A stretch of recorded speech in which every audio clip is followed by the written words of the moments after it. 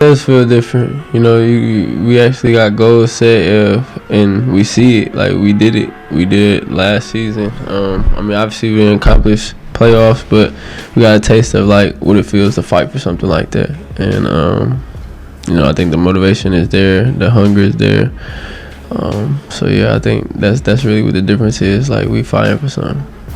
So it's safe to say that one of the biggest surprises in the association so far this season has to be the play of the Houston Rockets. We are going to dive into that tonight.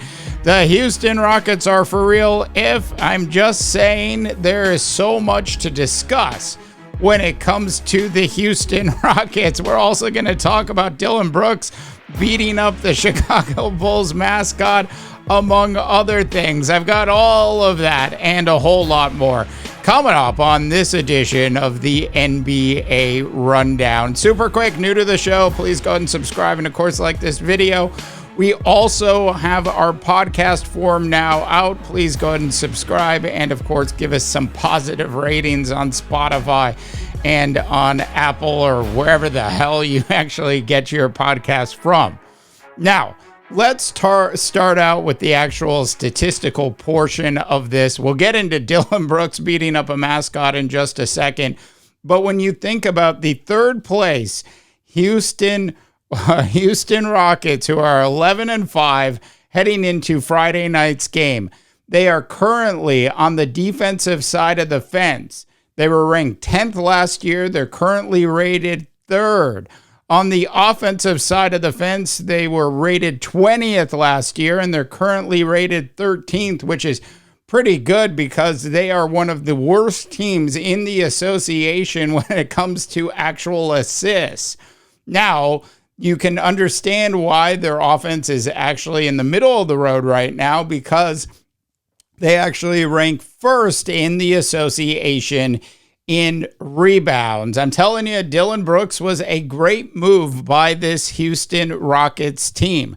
Another thing that this Houston Rockets team has that a lot of the other contenders don't have in the association is the opportunity to do what Steve Kerr is doing with the Golden State Warriors, which basically means that the Houston Rockets on any given night have 12 to 14 players that could absolutely play.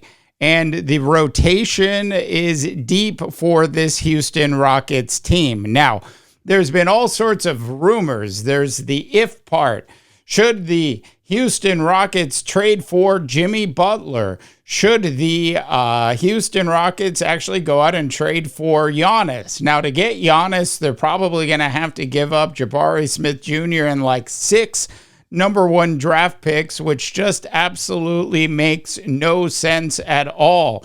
If you could get away with, just giving up 3 number 1 draft picks and grab Giannis for Jabari and some other player, it might ultimately make sense.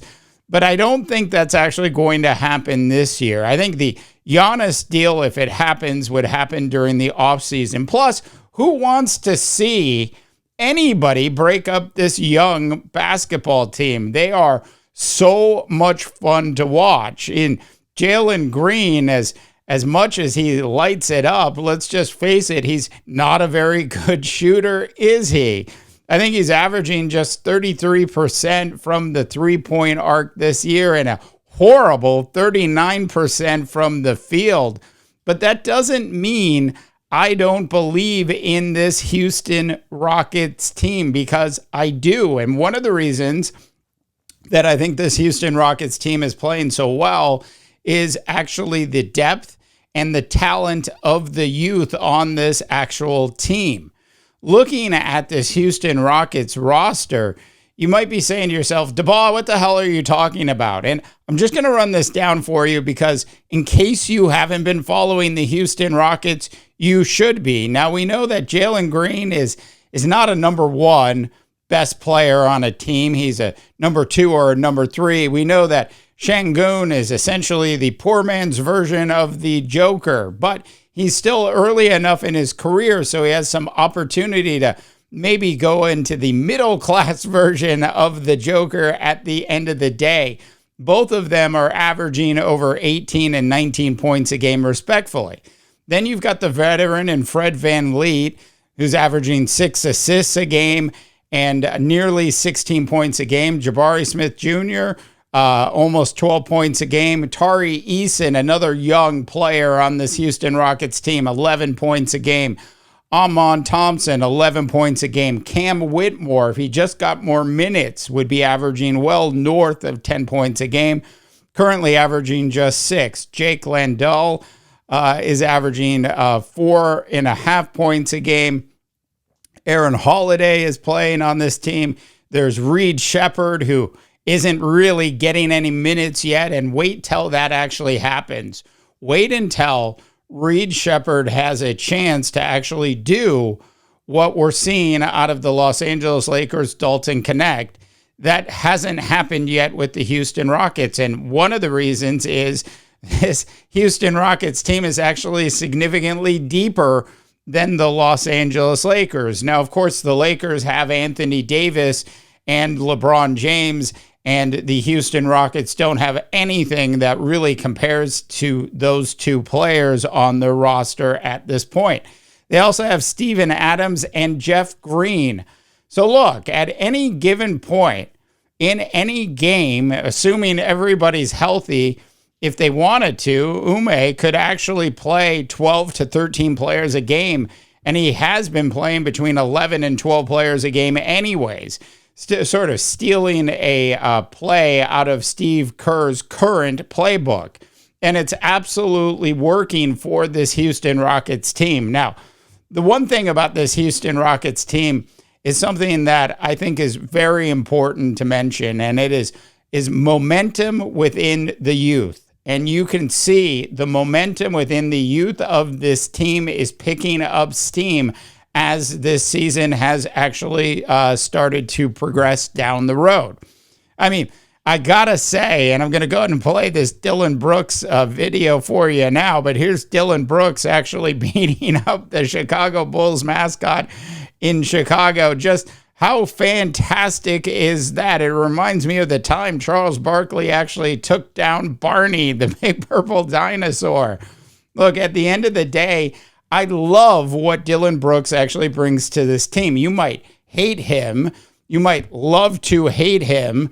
But Dillon Brooks brings a certain degree of toughness to this basketball team. Now, as I pointed out, they currently don't have a number one on this team, which basically is probably going to prevent them from going really deep into the playoffs this particular year, unless they make some sort of move. Now, I hope they make a move, but I hope they don't make a disruptive move. One of the big problems of this Houston Rockets team at this point is its ball distribution. As I mentioned at the beginning of this podcast, they're currently ranked 28th in the association in assists. And if you watch their games, you'll understand why. There certainly needs to be more ball flow in this offense than there currently is. If you will, they're sort of playing playoff style basketball in the middle of the regular season. That won't hold up for the entire season. They're certainly going to need some more assistance, if you will, at the point guard position. Now, a lot of people out there are talking about Jimmy Butler and what a great addition Jimmy Butler would be to this team. But I don't see that midway through the season at this point. Now, maybe if they weren't playing as well as they're playing, I'd have a different opinion. But I say let the youth roll. Go out and get a point guard or two that's middle of the road through their career that can actually just come in and run the second team. That's one thing that I believe makes this Houston Rockets team a legitimate contender if they make that sort of move. Another move I would love to see them make, I mentioned a little bit earlier, which is actually giving Reed Shepherd some additional minutes. Let's get him up to 20 to 25 minutes a game and see what the kid could do. I think at the end of the day, you are looking at somebody who is, from a three-point perspective, as good as Dalton Connect is playing with the Los Angeles Lakers right now. And just imagine how much better this Houston Rockets team would be if they were able to get Reed Sheppard actually truly comfortable in the NBA. Now, we got to remember, it takes rookies some time to get comfortable. Just take a look at Grady Dick. A lot of you out there thought he was washed up, wasn't going to be anything, and was a wasted draft pick by the Raptors. He's certainly been having a great start to this season for the most part so far. I'm not saying Reed Sheppard is as bad as Grady Dick was during his rookie season.